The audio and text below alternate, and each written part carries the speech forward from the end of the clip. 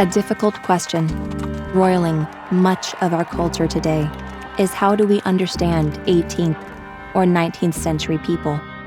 The letters and diaries of people who were there that day indicate that people were angry. Every person there had probably lost a father, a husband, a son, a brother. They were surprised when Lincoln did not speak in anger. He did not speak in triumph, and he did not crow about himself. But actually, this speech was about forgiveness and reconciliation. He was thinking forward, how can this nation come together once more? And that's the genius of this speech. At this second appearing to take the oath of the presidential office, there is less occasion for an extended address than there was at the first. Then a statement, somewhat in detail, of a course to be pursued seemed fitting and proper, called forth on every point and phase of the great contest which still absorbs the attention and engrosses the energies of the nation. Little that is new could be presented.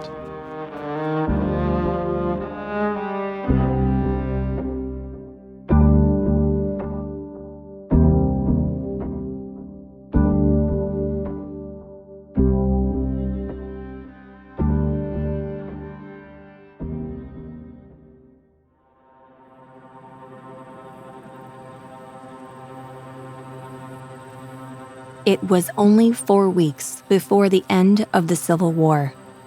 Lincoln had just been re-elected. He understood that the bitter war was coming to a close. 2 years ago, he emancipated the slaves. And only 4 years earlier, the nation had fallen into bitter violence and endless bloodshed. For this, his second inaugural address, the North was expecting strong words of rational catharsis, and the South was expecting further offenses to aggravate the already mounting and unbearable defeat on the battlefield. And yet, he gave them neither. In the furnace of the Civil War's affliction, he hammered together his cold reasoning with biblical teachings in order to inspire purpose in the bloodshed of this cataclysmic war, so to continue the life of the Union in spite of the divisions that wrought so heavily upon the nation. It is a presidential inaugural address during a time of war to talk about bringing the nation together, while also saying that the thing that has rended the nation is something that Lincoln disagrees with. He's juggling several things. The war ain't over yet, and yet it's close. The 13th Amendment has made it through Congress. He's got to bring about reestablishment of the total Union so as not to have Southern generals' heads sitting on pikes. It could have easily gone medieval and been, in his read of the way God deals with God's people, justified if God were to just allow the bloodshed to continue. Both parties deprecated war, but one of them would make war rather than let the nation survive. And the other would accept war rather than let it perish. And the war came. Both read the same Bible and pray to the same God, and each invokes his aid against the other. It may seem strange that any man should dare to ask a just God's assistance in wringing their bread from the sweat of other men's faces, but let us judge not that we be not judged. This is where he does well to appeal to this Christocentric consciousness that was pervasive in the land, even among Christian slaveholders who still felt justified holding people of African descent in bondage. He's saying, how can you even believe that it's okay to enslave other persons and benefit from their labor without any benefit to them. All of that is framed in religious language and his understanding of God and what God's work is. When we get to 1865 in the second inaugural address, he's still trying to leave the door cracked for the South. Lincoln always does that, leaving the light on for the Southerners, okay? That's what he's doing. Even as he's saying, but you all have been gone for a long time and you're really far away. Totally unknown to the crowd that day was something that Lincoln had written for himself 2.5 years earlier. He had the habit of writing little notes. He didn't title them, he didn't date them, he didn't sign them. His young secretary, John Hay, found it after his death and gave it a title, Meditation on the Divine Will. And here Lincoln is saying both sides claim to be acting on behalf of God. People were coming to him, ministers and politicians, to say God is on our side. But he knew people were coming to Jefferson Davis to say God is on our side. And Lincoln, in that remarkable meditation, says it may be that God's purpose is different from the purpose of either side. And so when Lincoln says in the second inaugural, the Almighty has his own purposes, on the one hand, he's declaring God acts in history. But on the other hand, in humility, he is not saying, I know exactly what those purposes are.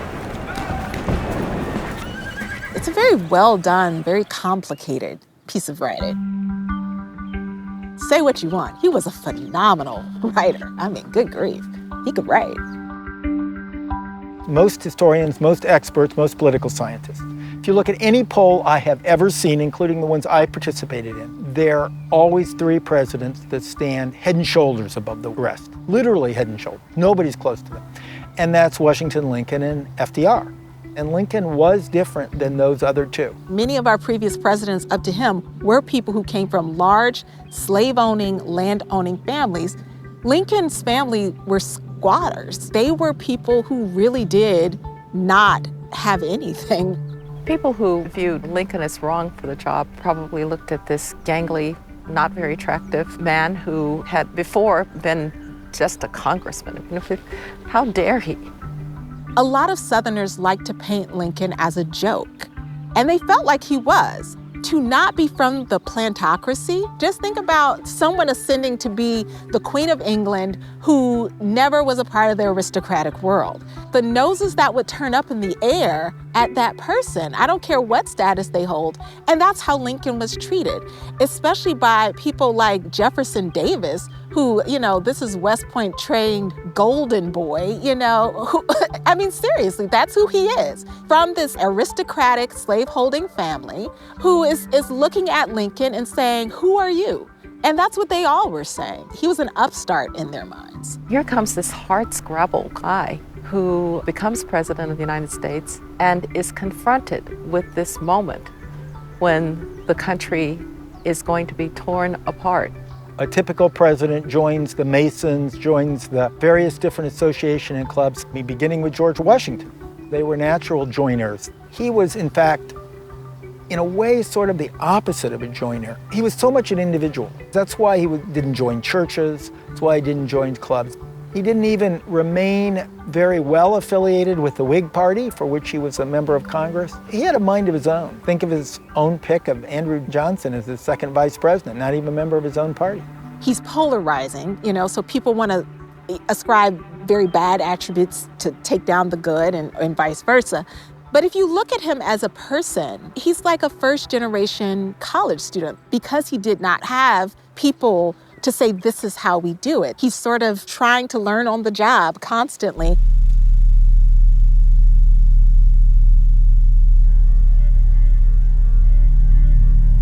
Another issue is what he actually thought of black people.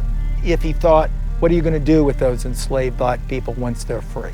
You can say, well, he had to end slavery in the territories first. Those might have been purely political statements, and Lincoln was always, in addition to be a deep thinker, he was also a good politician. We know his relationship with a person like Frederick Douglass, a former slave, but those are issues that historians grapple with, and people raise, well, was he just for ending slavery, or did he truly believe in racial equality? You can't really tell. Is he being political when he's talking? I don't know. It reminds me of Frederick Douglass and his early years where he saw the pre-13th Amendment Constitution as a prima facie pro-slavery document. And then he changes to seeing the Constitution as an anti-slavery document. How does he do that? Because he starts to think critically about the preamble to the Constitution, we the people. And he extracts from that ferment an idea that if that is the preamble to the Constitution, then the Constitution itself has to align with the notion that we the people includes all people. And therefore, if the Constitution starts that way, then the Constitution itself has to be an anti-slavery document, no matter, and here's the catch, no matter what the intention of the framers of the Constitution was. It's almost like they're the ones who messed up by infusing this document with one simple set of words that set the course for the entire document itself as being anti-slavery. Lincoln tried to salvage the Constitution as a working document that was not tied to slavery. And so he explained in the last of the Lincoln-Douglas debates, he said that the reason why the founders never used the word slavery in the Constitution, even though they used things that meant exactly the same thing, they avoided the word slavery or the word slaves or enslaved people. And he said that was because when this Constitution continues into generations long after slavery was abolished, there would be no blotch on the Constitution, that people could still use it and could still read it because that blotch wouldn't be there. When you think about the original founding fathers at the end of the 18th century, they founded a remarkable set of institutions based on remarkable ideas about self-governance, about the equality of all human beings. But they found it with the birth defect of slavery. And so in many ways, Abraham Lincoln was the beginning of the second founding of the country, to erase the scourge of slavery, which could never have really been consistent with the brave ideals that were put forth in the Declaration of Independence or the Constitution. What drove him into the election was the Dred Scott decision. A reading of the Constitution that declared that under the Constitution, Congress couldn't do anything to limit slavery in the territories, couldn't even do anything to really limit slavery, and Lincoln just didn't believe that. By all accounts, Frederick Douglass was critical of Lincoln's outwardly soft approach to abolition.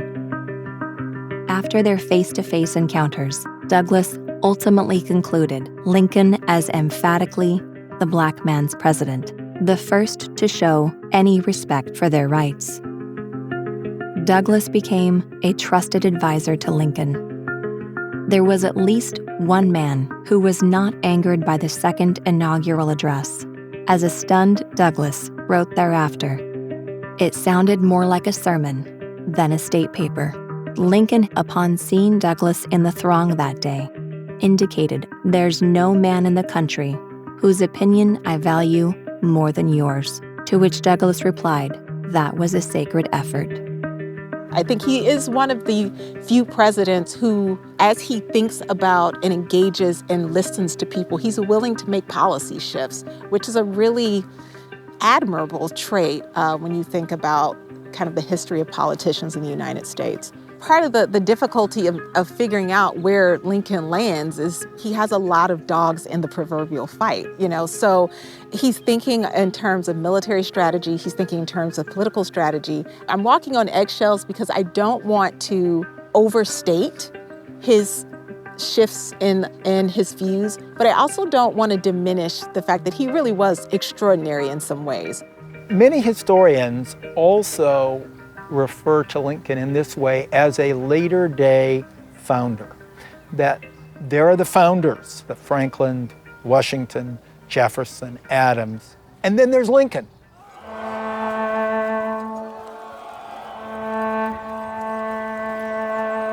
By 1865, Lincoln, I think, has realized that his goal of trying to extend these constant olive branches to the South as a solve for the end of slavery is not necessarily going to succeed in the way that he has hoped.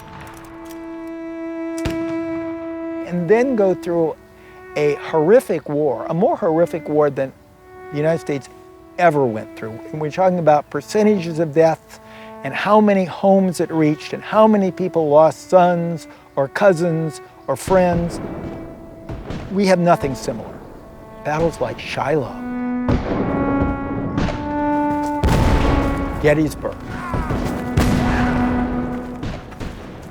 Antietam, which were just the killing fields.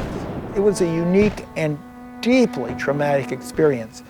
Just vast numbers. People could see it intimately because you had Matthew Brady out there taking pictures. And you just have a whole field of dead Union soldiers or dead Confederate soldiers. And they were all somebody's son, somebody's brother, somebody's husband. And Lincoln felt it deeply, signing all those letters to the next of kin, facing that sort of experience. That was tremendously painful. You can see it in pictures. Lincoln, when he took office, and what he looked like when it ended. What those 4 years did to that man. It was unimaginably draining. He has shifted somewhat by this point in the war because of the loss of faith in what can happen with the South, and also a softening in his views towards African Americans, and a recognition of their contributions to the war, because African Americans are also serving in the war. When we're talking about the front lines, they're dying, and that has an effect upon Lincoln. So what were the views of the African American, of Abraham Lincoln? Like, how did they view him at the time? Yeah, well, I mean, of course, there's going to be a range of views because there is no one African-American view. I think we tend to understand enslaved people as this kind of one group of people, not these amazingly complex individuals who occupy very different locations in society. So you'll have people who are literate, who are reading the papers, and who understand the nuances of what's happening, who will have one view of Lincoln as someone who is, despite his motivations, changing policies that have material effects upon African-descended people. And these material effects, like emancipation, are policy changes, complete about-faces in how the U.S. operates as a nation that people have been advocating for a very, very long time.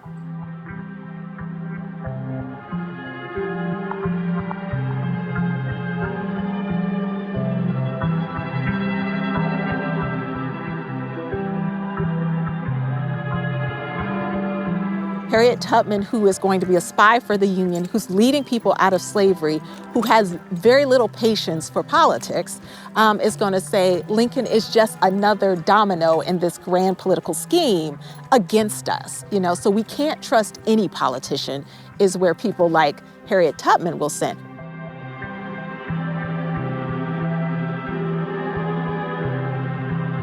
I think those of us who are slavery historians, if you understand how monumentally invested in slavery our nation was, I don't care where you are, this nation relied upon that system. The two sides were not at all reconciled. Reading this speech does whatever it can in one speech to draw people together. Now, the South wasn't really ready to be brought together, but if they read the speech with understanding, they realized that this was as compassionate a leader as they could hope for after what they went through. And so, when the day came, And as the war raged on to its fateful ending, the expectations were high. As a fever pitch of frustration wrangled through the crowd, it was palpable. 1/8 of the whole population were colored slaves, not distributed generally over the Union, but localized in the southern part of it. These slaves constituted a peculiar and powerful interest.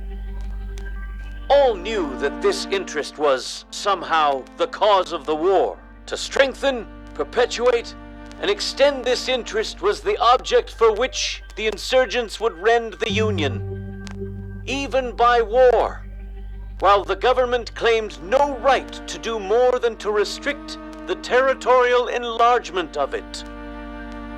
Neither party expected for the war the magnitude or the duration which it has already attained. Each looked for an easier triumph and a result less fundamental and astounding. Both read the same Bible and pray to the same God, and each invokes his aid against the other. The prayers of both could not be answered. That of neither has been answered fully. He's using the language of Christianity to shift the Southern consciousness about what this war meant. In the South, they felt like their victory was going to be an affirmation of the divine recognition of slavery as a natural form of human organization. This hierarchy is divinely ordained. When you read the rhetoric, there was no question that the South would win. It never crossed their minds that they could actually lose the war. Now, of course, it crossed the soldiers' minds. The soldiers start deserting very early. It's a little known fact about the Confederacy. They had a high number of desertions because a lot of these people realized, hey, we're not slaveholders.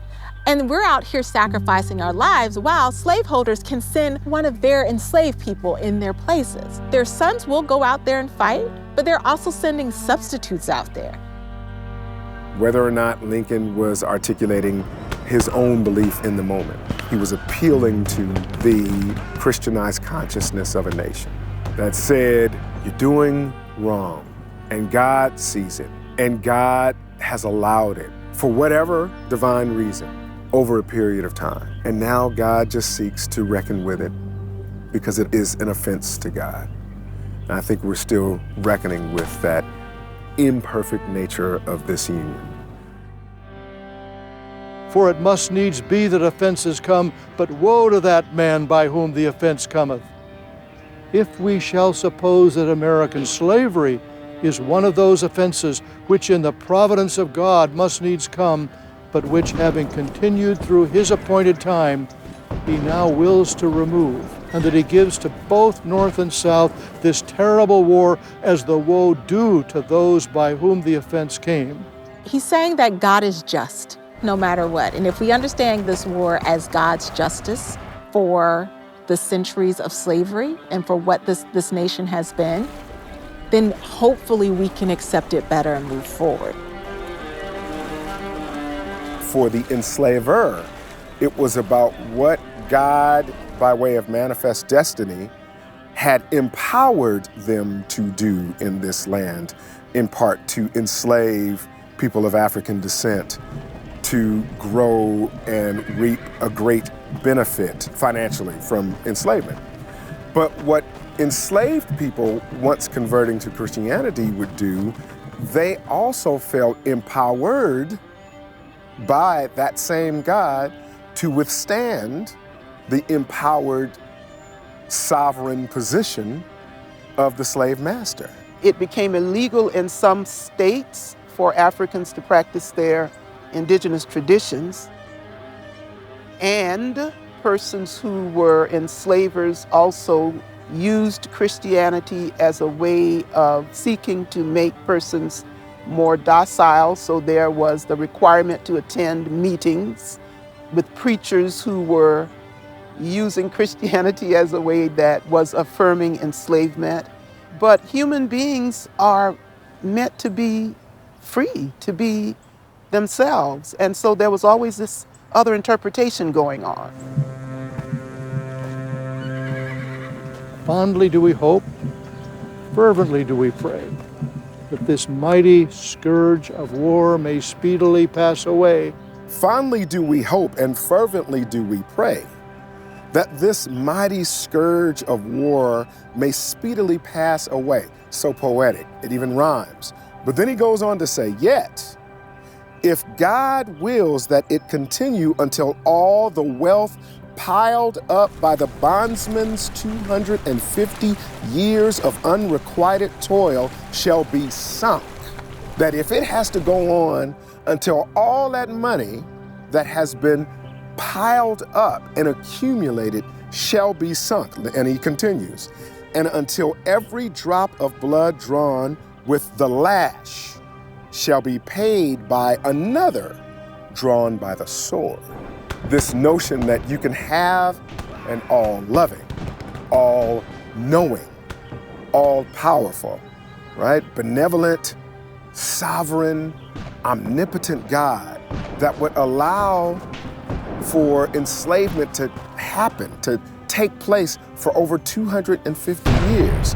And here he inserts it saying, I hope that God won't allow the payment for slavery to be more bloodshed, but I'm giving space that the way God deals with us may very well require that for every amount of piled up money that has come at the hand of the lash on the back of those enslaved, may require an equal amount of death on battlefields.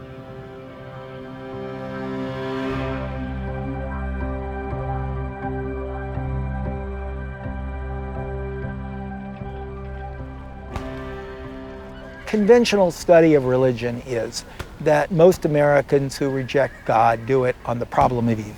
They can't believe a God would allow this much evil in the world, and therefore they don't accept religion. That's an old issue, but it's certainly very true in America today.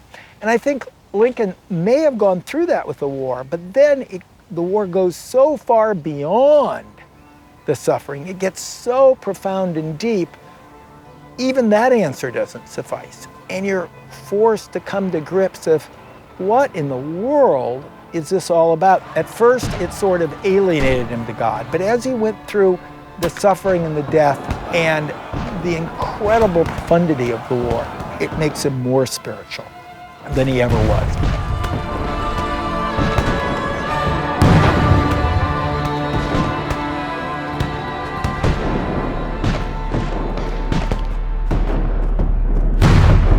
He's not saying that the debt up to that point had been paid on the battlefields. What he's saying is, I hope that the debt doesn't have to be paid in that manner.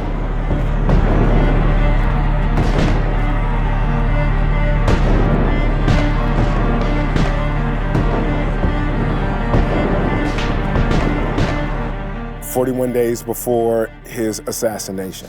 As was said 3,000 years ago, so still must it be said, the judgments of the Lord are true and righteous altogether, with malice toward none, with charity for all, with firmness in the right, as God gives us to see the right." Perhaps he was wrong for the job and what we would have expected an American president to look like in those days, but he was right for the job because when it came right down to it, he didn't give up on America's promise, and he was determined to do whatever he had to do to defend it. We need to understand that Lincoln is a 19th century person and appreciate that fact. He's not dealing with some of the issues that we deal with. But on the other hand, I would argue that he's a transcendent figure, that when he calls for malice toward none with charity for all, those are words that we can invoke today. He's a model of what it means to be magnanimous towards those with whom he disagrees. And there are some who say, well, he came late to the end of slavery as a rationale for the war. I don't care if he came to it late. He came to it, and he delivered on it. And it's also the case that we have to wonder if there hadn't been that assassin's bullet in Ford's Theater that night, whether we might have had a different immediate future as well. Because with Lincoln's death, also died the commitment to Reconstruction that would be forgiving of ordinary Southerners, but that would have been determined that the laws that would grow up after Reconstruction failed, Jim Crow, I can't imagine that had Lincoln lived, we would have made as a country some of the compromises with the South that ended up keeping African Americans not enslaved, but oppressed for almost another 100 years.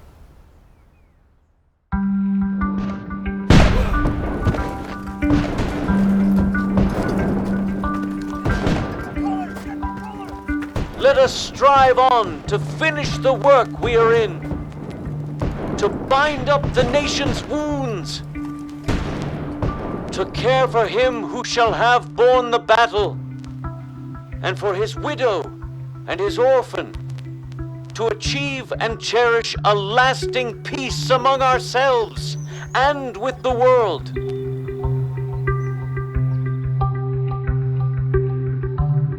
The Almighty has his own purposes. Let us judge not, that we be not judged. Fondly do we hope, fervently do we pray, with malice toward none, with charity for all. These statements on their own are powerful, but understood as woven together by Lincoln in a tapestry of reconciliation out of the blood and suffering and death of the United States Civil War, leaves us clues about the American purpose and destiny, guiding us today and far into the future. Yes, Lincoln is a 19th century person. He can't help us with climate change.